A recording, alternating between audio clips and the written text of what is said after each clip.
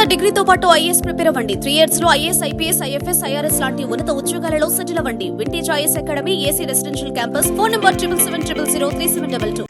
నేడు బీజేపీ జాతీయ కార్యవర్గ సమావేశాలు జరగనున్నాయి. భారత మండపం వేదికగా మరోసారి పార్టీ ప్రచార కమిటీ ప్రధాని అభ్యర్థిగా మోదీని బీజేపీ నేతలు ఎన్నుకోనున్నారు. ఇవాళ సాయంత్రం వరకు సమావేశాలు జరగనున్నాయి. జాతీయ కార్యవర్గ సమావేశాలను ఉద్దేశించి ప్రధాని మోదీ ప్రసంగించనున్నారు. 2024 లోక్సభ ఎన్నికలు ప్రారంభం కానున్న నేపథ్యంలో మరోసారి మోదీని ప్రధాని అభ్యర్థిగా బీజేపీ ప్రకటించనుంది. పార్టీ ఎన్నికల ప్రచార సారథిగా కూడా మోదీని నేతలు ఎన్నుకోనున్నారు.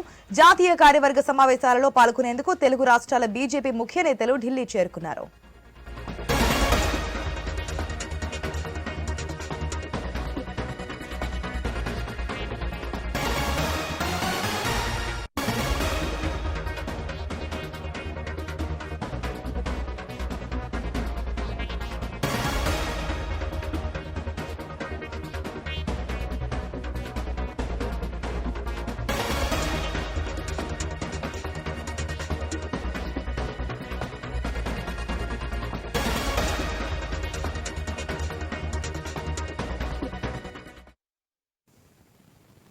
నేడు బీజేపీ జాతీయ కార్యవర్గ సమావేశాలు జరగనున్నాయి. భారత మండపం వేదికగా మరోసారి పార్టీ ప్రచార కమిటీ ప్రధాన అభ్యర్థిగా మోదీని బీజేపీ నేతలు ఎన్నుకోనున్నారు.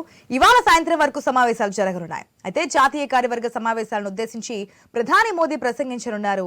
2024 లోక్సభ ఎన్నికలు ప్రారంభం కానున్న నేపథ్యంలో మరోసారి మోదీని ప్రధాన అభ్యర్థిగా బీజేపీ ప్రకటించనుంది. పార్టీ ఎన్నికల ప్రచార సారథిగా కూడా మోదీని నేతలు ఎన్నుకోబోతున్నారు.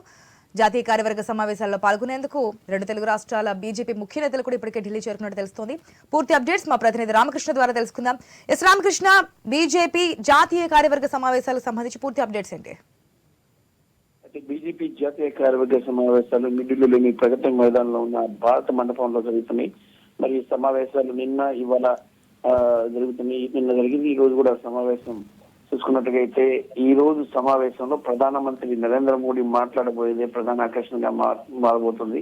మరి పార్టీకి దశను నిర్దేశించడంతో పాటు దేశానికి దేశ ప్రజలను కూడా ఉద్దేశించి ఇదే వేదిక మీద ప్రసంగిస్తారు. మోడీ వరాల జల్లు కురిపిస్తారు. 2024 లోక్సభ ఎన్నికలు ఉన్న నేపథ్యంలో వరాల జల్లు కురిపిస్తారని చెప్పేసి కూడా అందరూ ఎంతో ఆసక్తి ఎదురు చూస్తున్నారు. అలాగే పార్టీని ముందుకు తీసుకెళ్లడం 400 సీట్లను క్రాస్ చేసి ముందుకెళ్లాల్సి ఉంటుందని చెప్పేసి కూడా భావిస్తున్నారు.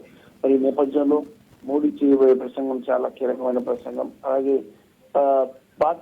పార్టీకి ఉన్నత భవిష్యత్తు తీసుకెళ్ళడానికి ఇలాంటి నిర్ణయాలు తీసుకోవాలని దాని మీద కూడా కేడర్కి నాయకులకి సూచనలు ఇస్తారు. రైట్ రామకృష్ణ.